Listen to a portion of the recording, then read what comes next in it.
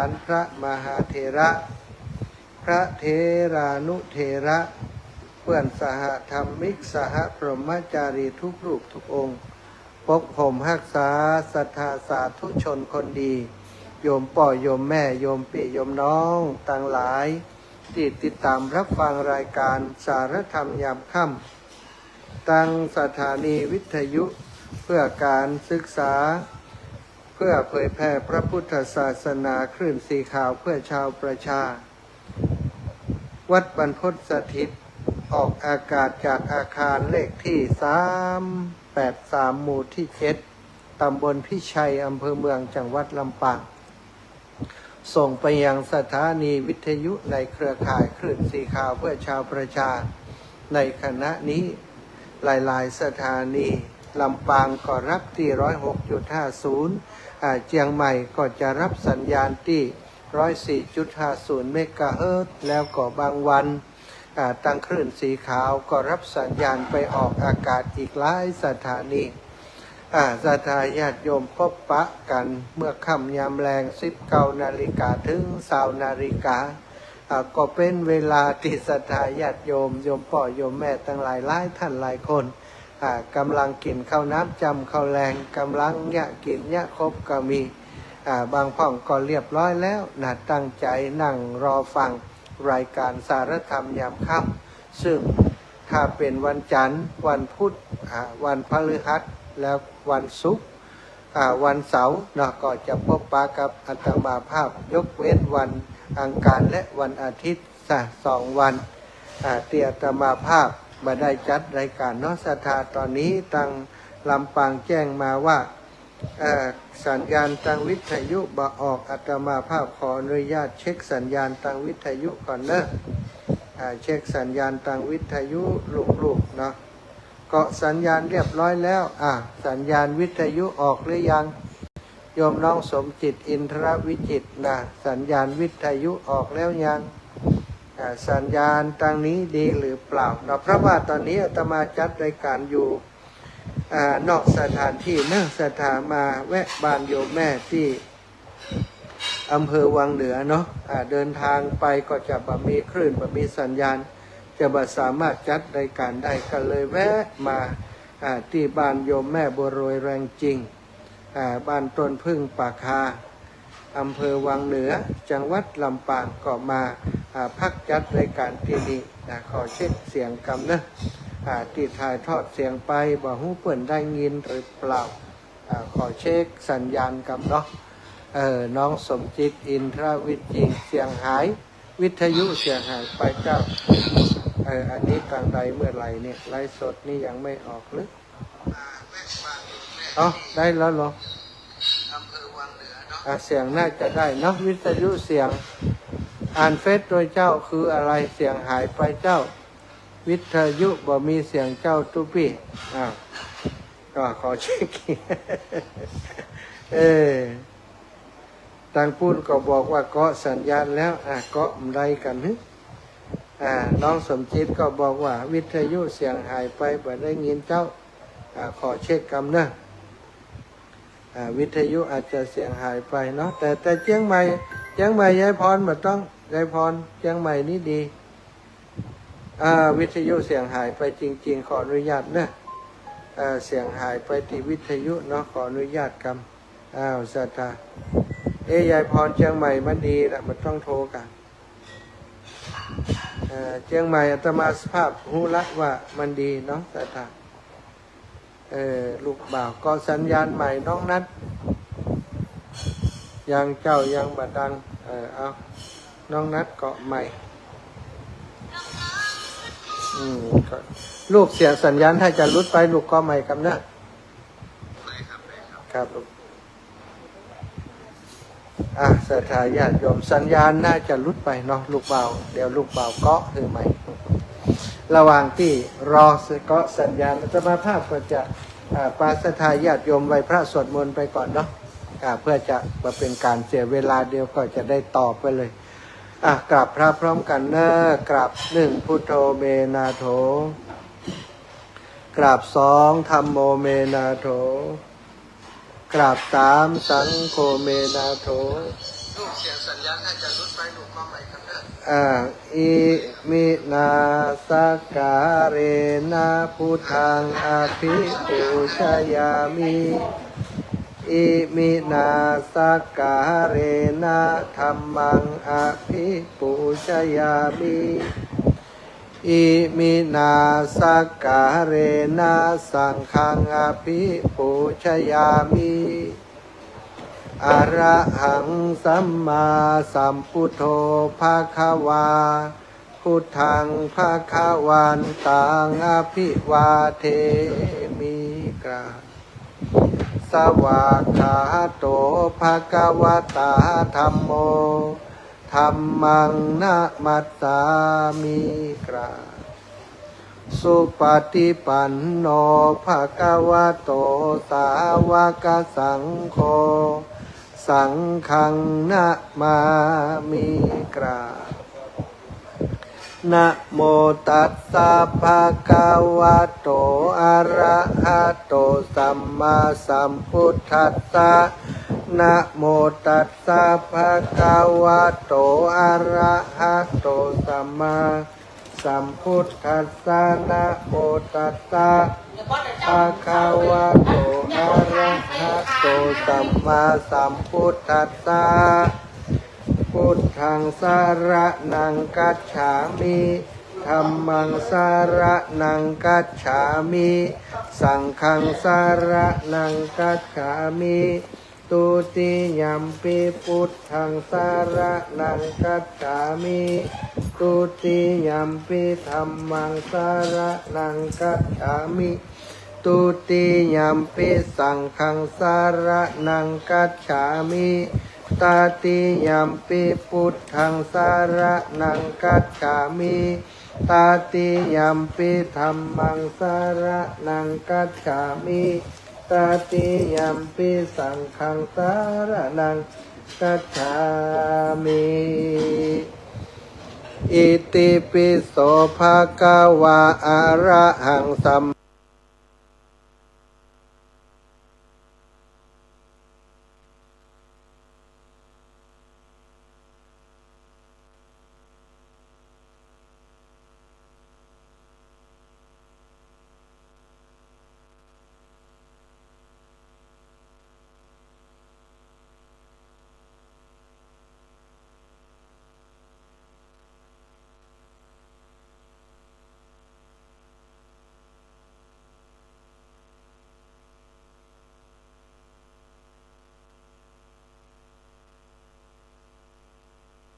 กาวะโตสาวกสังโฆอุชุปฏิปันโน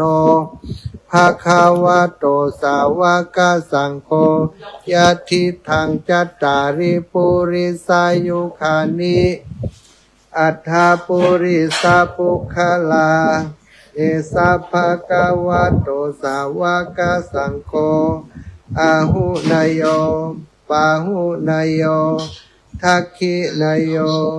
อัญชลิกะระนิโยอนุตตรังปุญญเขตังโลกัสสา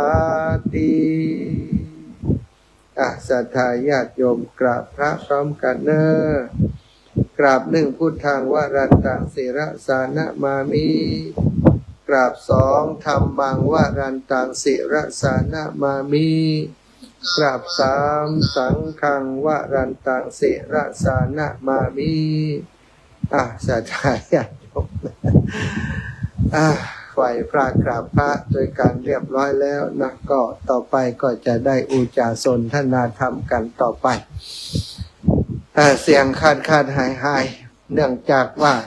คณะที่จัดรายการอยู่นั้นมีเรื่องที่จะต้องปรับระบบเสียงปรับสัญญาณรบกวนบางอย่าง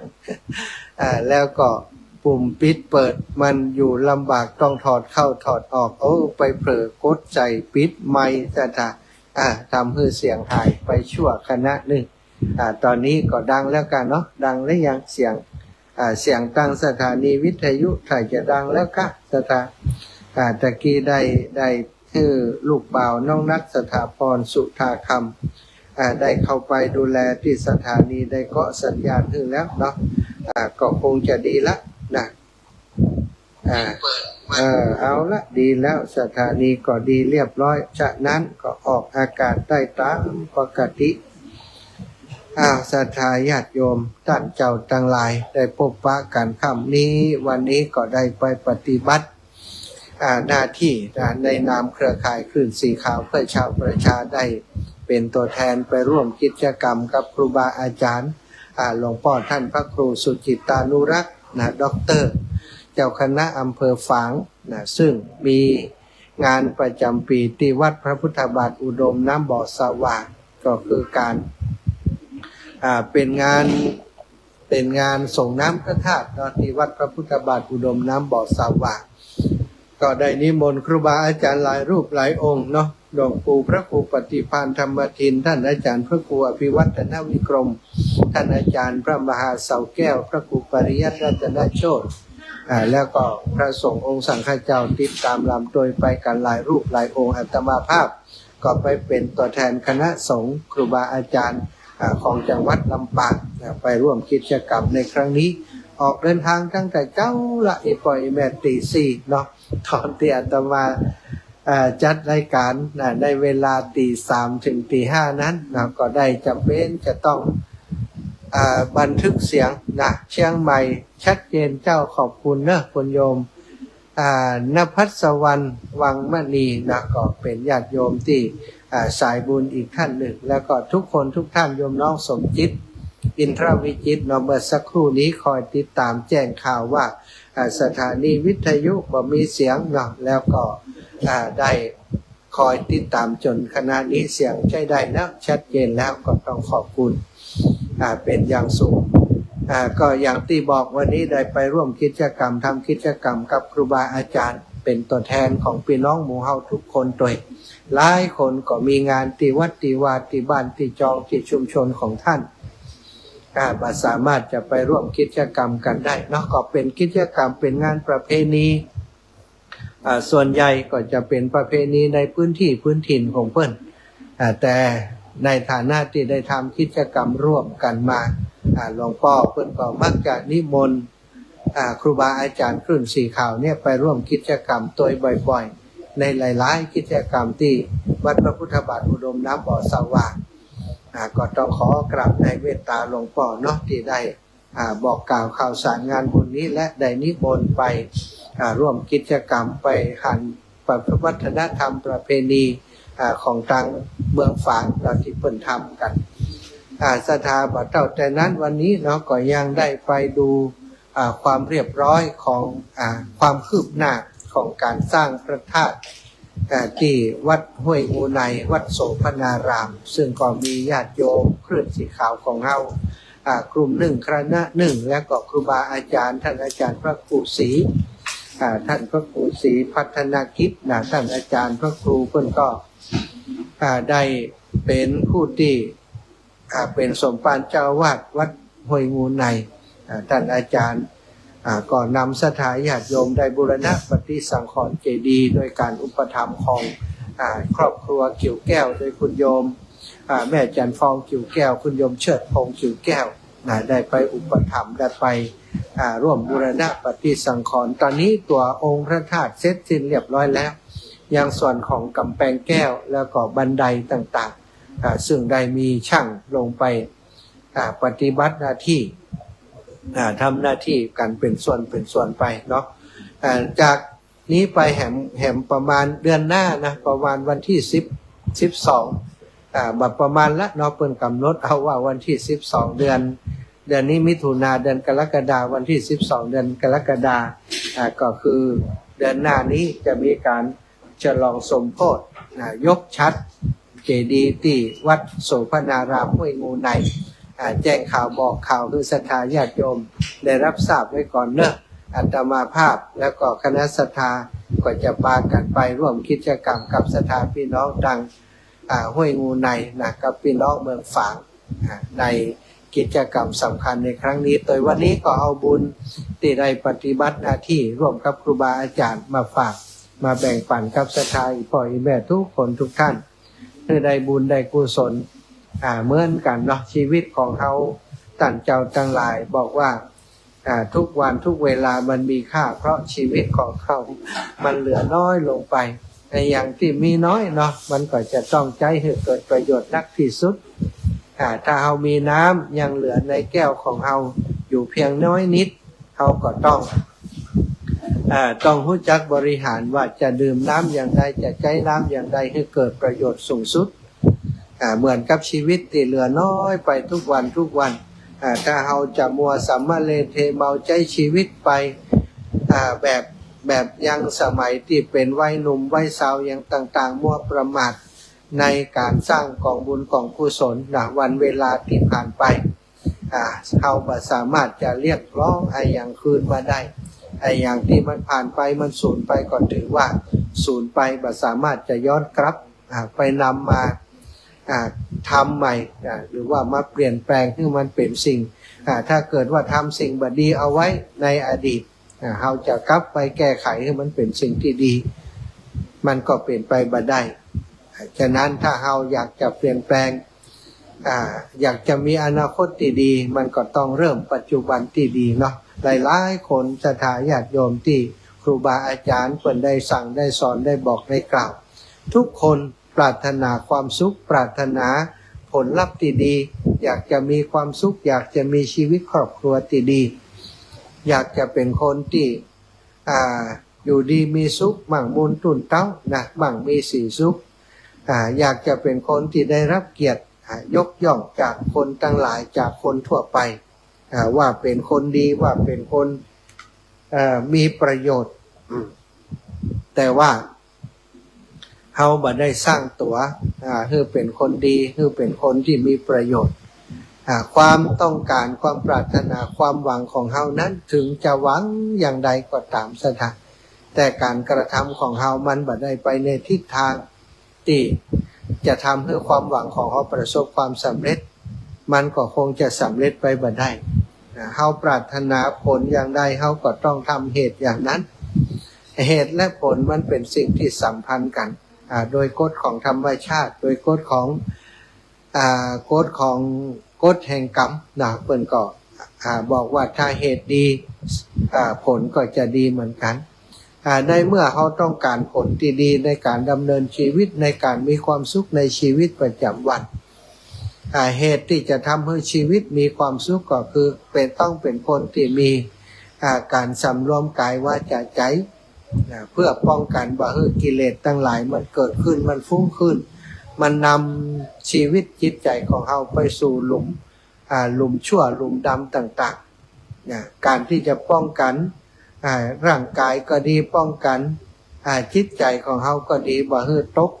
จมไปกับความทุกข์ต่างๆตั้งหลักการของทางพระพุทธศาสนาเพิ่นก็ได้กล่าวไว้ได้สอนไว้โดยก็มีหลักง่ายๆการบริหารกายวาจาใจให้อยู่ในบ่ให้มันเกิดความทุกข์เข้ามาเพี้ยวพานก็จะต้องรักษากฎระเบียบเรียกว่าสำรวมกายสำรวมวาจาสำรวมใจสำรวมกายก็มีอยู่ในเรื่องของทางกายอย่างเช่นการสำรวมบ่เบียดเบียนผู้อื่นบ่ทำร้ายผู้อื่นบ่ทำร้ายตนเองอันนี้เรียกว่าทางกายการเบียดเบียนด้วยอาวุธโดยเรี่ยวแรงด้วยกำลังกายอย่างต่างๆนี้สถานการฆ่าชีวิตผู้อื่นการทำร้ายการบุกตีผู้อื่นทำให้ผู้อื่นเดือดร้อนทางกายโดยการกระทำทางกายเปิดก็คือสำรวมโดยบาฆ่าสัตว์เนี่ยการบาฆ่าสัตว์การสำรวมในการบาฆ่าสัตว์การสำรวมกายของเราบ่ให้ไปเบียดเบียนผู้อื่นอันนี้เรียกว่าการป้องกันในเบื้องต้นเพื่อจะบ่ให้ความทุกข์เกิดการที่เฮาบ่เบียดเบียนผู้อื่นก็แน่นอนผู้อื่นก็บ่เบียดเบียนเฮาถ้าเฮาไปเบียดเบียนผู้อื่นวันนี้เพิ่นอาจจะสู้เฮาบ่ได้อย่างเฮาบ่ได้แต่วันหนึ่งก็บ่แน่เหมือนกันซะนะบางครั้งบางทีเพิ่นตีสู้เฮาบ่ได้กำลังเฮาดีกว่าโอกาสเฮาดีกว่าเฮาอาจจะชนะเพิ่นแต่คนเฮาจะได้ยินข่าวอยู่เสมอคนนี้โดนซ้อมโดนบุกโดนตีปิกไปที่บ้านเอาปืนฝาหน้าไม้มาไล่ยิงไล่ฆ่าคนที่ ทำร้ายเขาก็ได้ยินมาบ่อยสนะฉะนั้นถ้าเราอยากจะมีความสุขหนึ่งเขาต้องบ่เบียดเบียนตนเองบ่เบียดเบียนผู้อื่นก่อนถึงแม้เขาจะมีโอกาสถึงแม้เขาจะเหนือกว่าเขาอย่างใดก็ตาม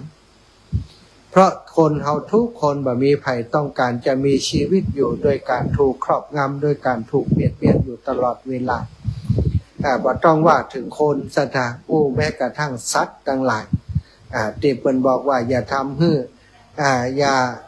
ย่าไปทำร้ายหมาทำร้ายหมาจนมันจนตอกสถานระวังหมาที่มันจนตอกบางเถื่อเขาไล่ปุ๊บไล่ตีหมาซะจ้ะถ้ามันจนตอกแล้วนะระวังให้ดีเถอะนะระวังให้ดีมันจะทุ่มกำลังสุดชีวิตที่มันมีอยู่มาสู้กับเราถึงมันจะตายมันก็ยอมเนี่ยนะเรียกว่าสู้แบบหมาจนตอกคนที่เขารังแกก็เหมือนกันจะรังแกโดยกายด้วยวาจาด้วยอะไรอย่างก็แล้วแต่เถอะถูกรังแกบ่อยเข้าถูกเบียดเบียนอย่างภาษาสมัยใหม่เพิ่นเรียกว่าบูลลี่นะบูลลี่บ่อยเข้า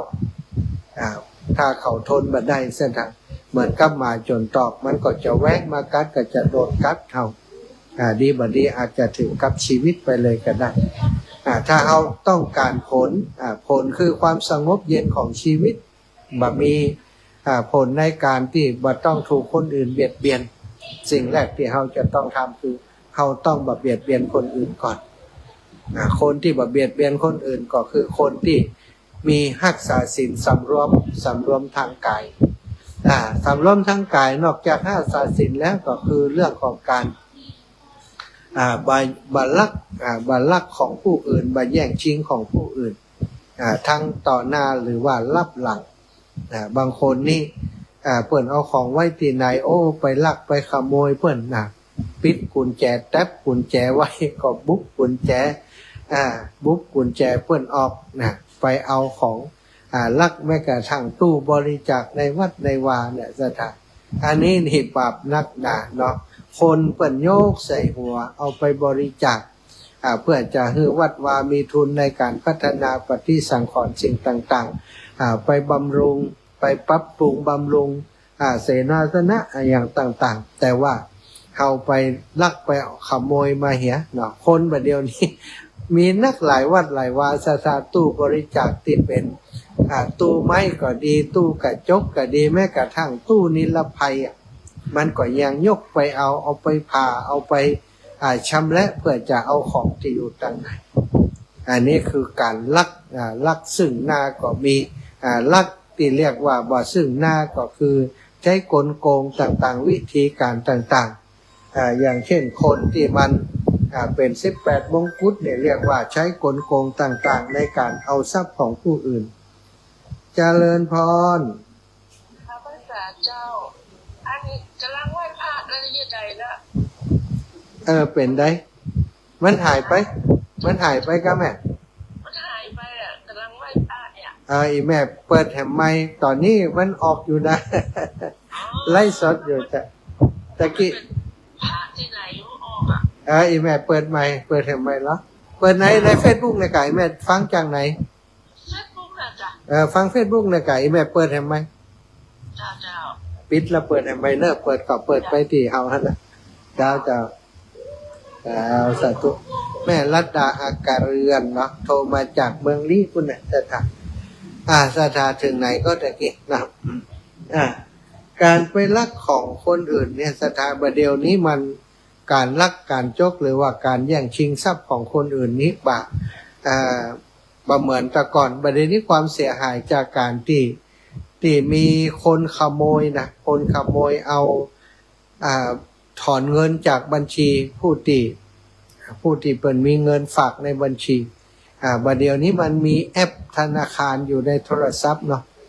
พวก18มงกุฎนี่มันฮู้รหัสมาจากไหนบ่ฮู้ซะจ้ะแล้วมันสามารถเข้าไปในไปหาเลขบัญชีเขาได้แล้วมันสามารถเอาเงินออกไปจากบัญชีของเขาได้เนี่ยอันนี้ก็ต้องระมัดระวังอันนี้ก็เป็นการลักขโมยเหมือนกันนะอาจจะทางกายอาจจะบ่ได้ยิบบ่ได้ จับอย่างสักอย่างแต่สามารถทำธุรกรรมทางการเงินโดยการยักยอกเงินออกจากบัญชีนี้ไปเข้าบัญชีโน้นหลอกลวงโดยประการต่างๆที่เป็นเรียกว่าแก๊งคอลเซ็นเตอร์อย่างทุกวันนี้สถานทุกวันนี้มีคนเสียหายบัจจัยแต่เฉพาะแต่คนไทยเท่านะทุกประเทศบนโลกใบนี้ถูกหลอกลวงโดยคนที่เรียกว่าเป็นแก๊งสแกมเมอร์นี่เป็นแก๊งหลอกลวงต่างๆนี่มาหลอกเอาโดยประการต่างๆบางทีนี่จุเอาเข้าไปดูแอปนั่นแอปนี้นะสถานพอเขาเข้าไปดูแล้วใจโทรมาหาเขาฮับปุ๊บเอาฮับสักกรรมเนี่ยสถานมันสามารถผู้รหัสอย่างต่างๆที่เป็นเลขที่บัญชีธนาคารมันก็สามารถเอาเงินของเขาออกจากโทรศัพท์ที่เป็นแอปของเขาได้เงินในบัญชีธนาคารสูกโอนไปให้คนอื่นเหมือนกับว่าเขาเป็นคนโอนเองอันนี้ก็ถือว่าเป็นการลักขโมยเหมือนกันถึงบาได้มาแย่งมาชิงเอากับติ่นกับมือหรือว่ามาลักทรัพย์ของเขาที่บ้านที่จอบก็เรียกว่าเป็นการลักอย่างหนึ่งการประพฤติผิดลูกผิดเมียของรักของชอบใจของคนอื่นทุกวันนี้สถานถ้าเขาต้องการมีความสุขในครอบครัวอยู่แบบอบอุ่นในครอบครัวของเขาก็ลองคิดดูว่าถ้าเขาไปเบียดเบียนเขาไปแย่งชิงของคนอื่นมาคนอื่นก็ต้องเดือดร้อนแล้วคนของเขาเองก็เดือดร้อนที่เขาแบ่งใจปันใจไปให้คนอื่นเขาต้องการครอบครัวที่มีความสุขแต่ว่าเขาไปเบียดเบียนคนอื่นอย่างนี้โดยไปล่วงเกินไปแย่งชิงเปิดมาเป็นของตัวมันคนอื่นก็จะเดือดร้อนตัวเองก็จะเดือดร้อนในที่สุดครอบครัวก็จะเดือดร้อนในที่สุดแม้กระทั่งการทางด้านวาจาถ้าเขาบัดสำรวมวาจาไปพูดส่อเสียดไปพูดเพ้อเจ้อไปพูดกรรมที่มันว่าเป็นมังคละมงคลหรือว่าไปว่ากล่าวเสียดสีผู้อื่นอย่างอีเป็นต้น เขาปรารถนาชีวิตที่มีความสุขแต่ว่าเขาเป็นผู้บัดสำรวมในวาจาทำเหตุที่มันจะก่อให้เกิดความทุกข์ขึ้นมันก็จะเป็นความทุกข์อยู่ถึงเขาจะปรารถนาอยากจะมีความสุขแต่เหตุที่เขาทำเนี่ยมันเป็นเหตุที่จะทำให้ชีวิตเขามีความสุขไงสถานเนาะแล้วก็ โดยเฉพาะข้อสุดท้ายเปิดให้สำรวมกายบ่คือการสำรวมกายเขาต้องมีสติสติกำกับทุกอิริยาบถในการทำงานของชีวิตของเขาในการทำงานเขาต้องมีสติถ้าเขาบ่มีสติเมื่อใดศรัทธาญาติโยมต่างหลายการที่เขาจะล่วงละเมิดศีลข้อต่างๆบอกว่าศีลข้อที่1ฆ่าสัตว์บอกว่าศีลข้อที่2ลักทรัพย์บอกว่าศีลข้อที่3ประพฤติผิดในลูกในเมียในกาม4ข้อที่4การพูดปดมดเท็จต่างๆถ้าเขามึนเมาเห็นแล้วนะศรัทธามัวมึนเมาบ่มีสติขาดสติกินเหล้าเมายาเห็นแล้วนะศีลข้ออื่นๆมันก็จะมีอันด่างพร้อยไปตัวเพื่อนถึงบอกว่าเขาต้องสำรวมอยู่ในศีลธรรมทั้งหลายเหล่านี้โยมน้องเพ็ญศรีสุทธะกราบสาธุเจ้าทุกปีคนสมัย